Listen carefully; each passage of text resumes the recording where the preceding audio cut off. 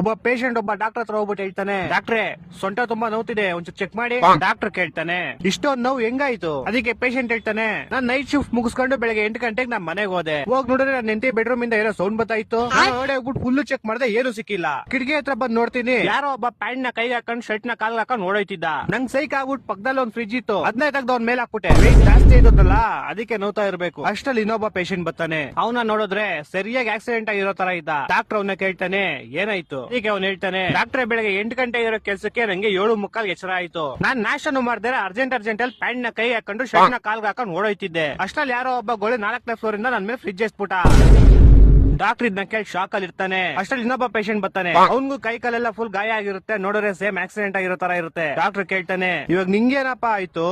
ಏನಿಲ್ಲ ಡಾಕ್ಟ್ರೆ, ನಾನ್ ನನ್ ಪಾಡಿಗೆ ಫ್ರಿಜ್ ಅಲ್ಲಿ ಆರಾಮಾಗಿ ಕುತ್ಕೊಂಡಿದ್ದೆ. ಯಾರೋ ಒಬ್ಬ ಗೋಳಿ ಮಗ ಫ್ರಿಜ್ ನ ತಗ್ಬಿಟ್ಟು 4ನೇ ಫ್ಲೋರ್ ಇಂದ ಕೆಳಗೆ ಎಸ್ಬಿಟ್ಟ.